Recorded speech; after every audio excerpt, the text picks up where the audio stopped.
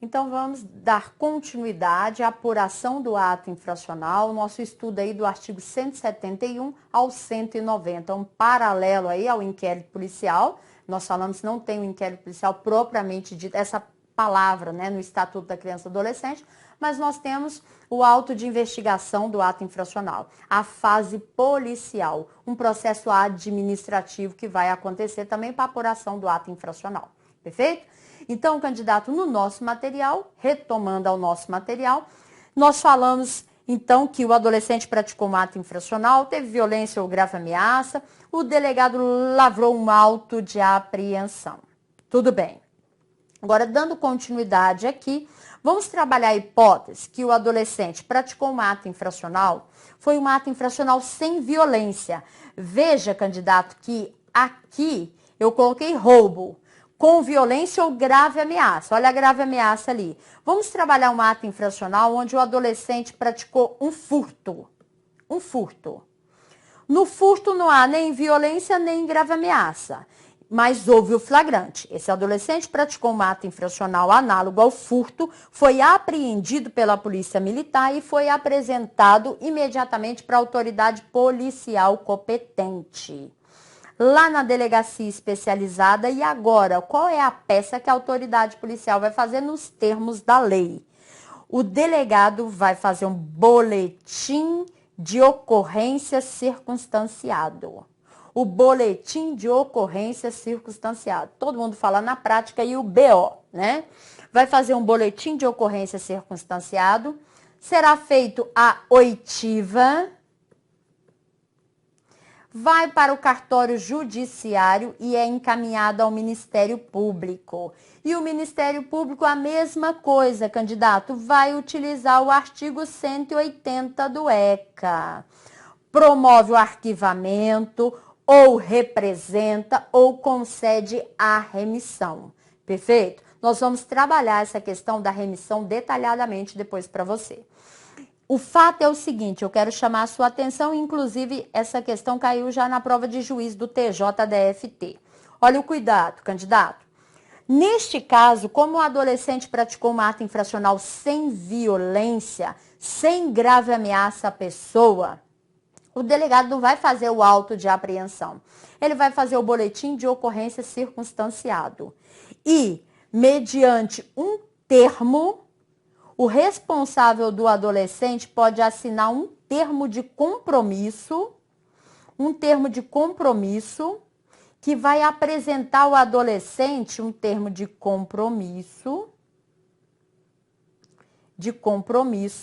que vai apresentar o adolescente ao membro do Ministério Público em 24 horas.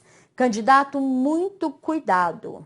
Neste caso, o delegado fez o boletim de ocorrência circunstanciado, ele comunicou ao juiz, comunicou à família do adolescente, a família do adolescente foi até a delegacia especializada, assinou um termo de compromisso que vai apresentar o adolescente em 24 horas ao membro do Ministério Público. O delegado vai liberar o adolescente da própria delegacia, perfeito? Tá? Então, cuidado. Por que houve essa liberação e por que foi boletim de ocorrência circunstanciado? Porque o ato infracional foi praticado sem violência, sem grave ameaça. Tá claro? Mas e se agora o adolescente praticou um ato infracional com violência, mas foi sem flagrante? Não houve apreensão do adolescente. Nos termos da lei, a autoridade policial vai fazer o relatório policial. Vai fazer um relatório policial, perfeito? Do mesmo jeito, vai ter a oitiva, escuta quem? Vamos aqui, escuta a vítima, escuta a testemunha, se for possível. Vamos trabalhar uma situação aqui, candidato, uma situação hipotética grave, uma tentativa de homicídio. Tentativa de homicídio. Mas não houve apreensão do adolescente em flagrante de ato infracional. O delegado fez o relatório policial, escutou testemunha, a vítima está no hospital, escutou a vítima, tá? Então, relatório policial. dá entrada no cartório judiciário e vai para a mão do Ministério Público. E o Ministério Público toma uma das decisões do artigo 180 do ECA. Perfeito? Então, veja, você já tem 3 peças aqui, o auto de apreensão, o boletim e o relatório policial. Candidato, veja o seguinte, e agora? Não teve flagrante e foi sem violência. Falando em sem violência, sem grave ameaça, boletim de ocorrência circunstanciado. E o procedimento é o mesmo. Vai ser feito a oitiva, encaminha ao cartório judiciário, encaminha ao Ministério Público e o Ministério Público toma uma das decisões do artigo 180 do ECA. O que eu quero chamar a sua atenção aqui é um cuidado. Veja, se o ato infracional foi praticado com violência, com grave ameaça, a autoridade policial pode representar pedindo uma internação provisória do adolescente? Pode. O membro do Ministério Público pode pedir uma internação provisória? Pode. Tá? Vai dar o parecer? Pode dar, sim. Pode pedir a internação provisória e o juiz poderá decretar essa internação provisória. Como a internação provisória, que você já sabe, ela tem o prazo máximo de 45 dias, olha o cuidado. O adolescente foi internado provisoriamente. O procedimento para ele não pode extrapolar os 45 dias. Por quê? Porque a internação provisória ela tem prazo máximo de 45 dias. Perfeito, candidato? Então, para você entender melhor essa situação toda aqui, que você trabalhou junto comigo, fez junto comigo, entenda esse procedimento aqui. Veja o seguinte, o mesmo procedimento, tá? Que é o procedimento para apuração do ato infracional cometido lá pelo adolescente, que nós falamos lá atrás. A leitura obrigatória do artigo 171 ao artigo 190 do ECA. Então, o adolescente praticou o ato infracional. Tem indícios da participação do adolescente lá. Veja o seguinte, houve apreensão em flagrante. Ele foi apresentado, então, para a autoridade policial. Está lá no artigo 172 do ECA. Ele foi apresentado para a autoridade policial. Ato infracional foi cometido com violência contra a pessoa. Nos termos do ECA, qual é a peça que o delegado fará? Auto de apreensão. Auto de apreensão. Esse adolescente poderá ser encaminhado para a unidade de atendimento. Perfeito? Ele vai ser apresentado para o promotor de justiça em 24 horas. Tá certo? Agora, olha outra situação. Prática do ato infracional, apreensão em flagrante, apresentou ao delegado, ato infracional cometido sem violência contra a pessoa. Sem violência, sem grave ameaça. Boletim de ocorrência circunstanciado. Também artigo 173, por isso a leitura obrigatória. Tem o responsável estar presente. Então, nós temos o termo de compromisso de apresentação do adolescente ao membro do Ministério Público. Responsável está ausente. Permanece na repartição policial, excepcionalmente respeitando o prazo, tá? Até a apresentação do adolescente ao membro do Ministério Público. Candidato, aqui está a fase policial, perfeito? Então, deixe de lado aí e só mais uma observação na fase policial. Você tem que entender a fase policial, ministerial e judicial, perfeito? Mas aqui você destacou aí principalmente as peças que o delegado fez, tá? O auto de apreensão, o boletim de ocorrência, o relatório policial, porque às vezes a banca coloca uma situação hipotética e brinca com essa situação hipotética para você, perguntando qual é a peça que o delegado vai fazer, perfeito? Então tome cuidado. E mais uma observação importante que está agregado aqui a essa fase policial é o artigo 109 do ECA. O artigo 109 que cai bastante em prova, inclusive ele foi cobrado já pelo concurso da Polícia Federal, no concurso da Polícia Civil aqui no Distrito Federal, olha o cuidado. Candidato, o artigo 109 é bem claro, ele diz o seguinte, se a autoridade policial tiver fundadas dúvidas sobre a identificação do adolescente, autor do ato infracional, a autoridade policial poderá fazer a sua identificação criminal. Então, imagine a seguinte situação hipotética. O adolescente foi encaminhado à delegacia especializada por ter praticado um ato infracional. e no seu bolso ele tinha lá 3 carteiras de identidade, todas 3 com a sua foto, tá? Mas com nomes distintos. Ou se não, tinha só uma carteira de identidade, mas o delegado tem dúvidas sobre a identificação do adolescente, perfeito? Mesmo que ele já seja civilmente identificado nos termos da lei, a lei permite a identificação criminal do adolescente. Tá claro? Então, muito cuidado, isso aparece bastante em prova, certo? Candidato, só um detalhe para esclarecer aqui. Lembra que no final do nosso esquema eu terminei sempre com artigo 180, artigo 180, artigo 180. Olha o cuidado que nós vamos ter aqui. Então, eu vou retornar lá para você para a gente tratar desse artigo 180 aqui. Retornando aqui no final, veja, cada um eu disse para você aqui, ó. Entrou no cartório judiciário, o cartório judiciário manda para o Ministério Público e o Ministério Público usa o artigo 180 do ECA, tá?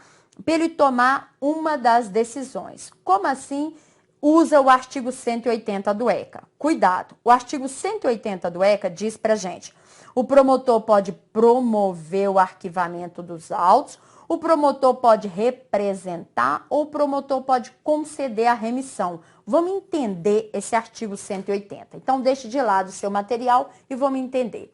Olha o cuidado. Chegou na mão do promotor, então, imagine um auto de apreensão. O adolescente foi apreendido em flagrante de ato infracional.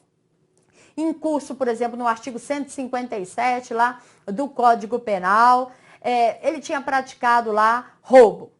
Olha a situação. Tá? Ou ele tinha praticado latrocínio. Vamos colocar um latrocínio, algo mais grave aqui. O promotor de justiça, tá?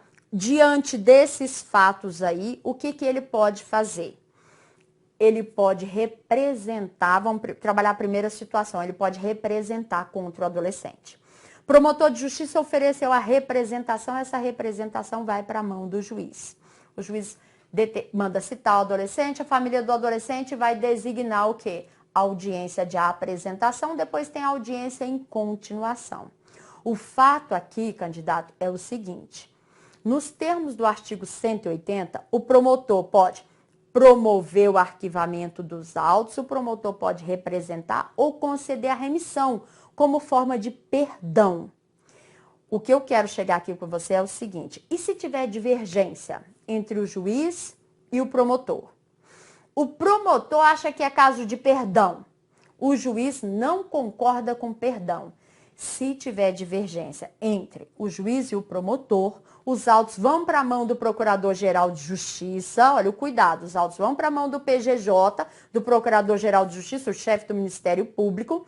E o PGJ, se ele achar que é caso de representação, ele representa. Se ele achar que é caso de remissão, ele concede a remissão ou ele pode designar um novo promotor por feito. Fazendo isso, tá? Aí o juiz tem que acatar.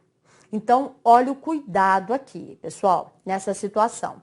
Promotor achou que é caso de perdão. O juiz não concorda. Os autos vão parar na mão do Procurador-Geral de Justiça. A mesma regra que nós temos lá no artigo 28 do Código de Processo Penal, o ECA vai colocar isso aqui pra gente também, perfeito? Uma outra observação importante ainda do 180 aqui é o cuidado. O promotor de justiça pode promover o arquivamento dos autos. Promover o arquivamento dos autos. Cuidado com isso em prova, porque você estuda muito aí o processo penal para não ter problema. O promotor, nos termos do ECA, ele pode promover o arquivamento, mas isso é um ato complexo. O promotor promove e ele precisa da atuação ali do juiz, perfeito? Mas se cair em prova, como já caiu várias vezes, nos termos do Estatuto da Criança e do Adolescente, quem promove o arquivamento é o MP. Você vai marcar verdadeiro. O CESP já cobrou isso em prova, marque verdadeiro. Mas sabendo que é um ato complexo, tá? É a atuação MP e juiz, lógico, para o arquivamento aí. Quando é que o promotor, por exemplo, pessoal, vai promover um arquivamento dos autos? Imagine uma situação onde não foi o adolescente que praticou o ato infracional, ou o adolescente praticou o ato infracional e morreu. E agora? E agora chegou tudo na mão lá do promotor. promotor só tem uma decisão a tomar. Promove o arquivamento dos autos, perfeito? Chegou lá a certidão de óbito do adolescente, mataram o adolescente, a situação toda, tá claro? Promove o arquivamento dos autos, certo? E o juiz homologa isso aí. Na representação, que aí é uma peça incondicionada, é uma peça exclusiva do Ministério Público em se tratando de ato infracional. A representação é uma peça incondicionada, porque só o Ministério Público pode representar contra o adolescente, a vítima não pode, perfeito? E só lembrando para você que eu falei lá atrás que essa representação, ela independe de prova pré-constituída da autoria e da materialidade, perfeito? Professor, o MP pode representar independente de prova pré-constituída? Está expresso na lei, tá? E essa representação, a lei diz que ela pode ser uma peça escrita ou oral, tá? Então, cuidado, candidato, cuidado. A representação é peça exclusiva do Ministério Público e ela independe de prova pré-constituída da autoria e da materialidade. Não vá confundir essa informação com a informação lá atrás, onde eu disse para você que o juiz só o juiz pode aplicar o pai-liu. E ele só pode aplicar o pai-liu se ele tiver prova suficiente da autoria e da materialidade, salvo uma medida que nós vimos lá atrás, que foi a advertência. É a única medida que o juiz pode aplicar, né, com indícios. Lembra disso aí, perfeito? Aqui não, aqui na representação, o promotor pode representar independente de prova pré-constituída da autoria e da materialidade. Agora, e na remissão? Veja, nós vamos tratar ainda da remissão, né, que é o perdão, é o acordo, é a transação, que pode ser feita com o membro do Ministério Público ou com o juiz, mas quando é feito o membro do Ministério Público que concedeu o perdão, eu preciso de homologação também do Poder Judiciário. O juiz precisa homologar. E se tiver divergência? Se tiver divergência, mais uma vez, o que vai acontecer? Os autos vão para a mão do Procurador-Geral de Justiça. Perfeito? Candidato, então, feito essa ideia aqui, você conheceu a fase policial, a fase ministerial, o artigo 180 ali utilizado, e agora o que vai acontecer? Promotor representou, agora vai para a mão do juiz. E o juiz vai designar, nós temos duas audiências, tá? Que nós vimos lá atrás. A primeira é a chamada audiência de apresentação, tá? Entre a audiência de apresentação e a audiência em continuação, nós temos a defesa prévia, certo? E nessa audiência em continuação, depois vai ter os debates e tal, e o juiz vai sentenciar aplicando uma medida socioeducativa ou absolvendo o adolescente. Tá claro? Tá? Então, é necessário a leitura do artigo 171 ao artigo 190 do ECA, conhecendo, pessoal, toda a fase policial, fase ministerial e a fase judicial. Então, só voltando aqui para um complemento. Olha a ideia aqui, então, para ficar bem claro. Chegou na mão do promotor. Perfeito. Promotor representou contra o adolescente. É uma peça incondicionada, só o promotor pode. Tudo bem, essa representação foi para a mão do juiz, o juiz acatou a representação. Como que é o nome da primeira audiência? Audiência de apresentação. Audiência de apresentação. Depois dessa audiência, o juiz aqui vai interrogar, sim, uma adolescente, vai conversar com uma adolescente, tá? Nós vamos ter aqui a defesa prévia. A defesa prévia. Depois da defesa prévia, nós temos a segunda audiência, que é chamada de audiência em continuação. Audiência em continuação. E depois nós temos a sentença, aplicando aí a medida socioeducativa. Perfeito? Então, candidato, aqui você tem as três fases. A fase policial, a fase ministerial e a fase judicial para o adolescente. Perfeito? Tá? Aqui eu vou encerrar esse bloco aqui com você, porque esse bloco aqui é da fase policial, ministerial e judicial. Esse bloco aqui eu não quero misturar com outros blocos, perfeito? Então fecho aqui esse bloco com você.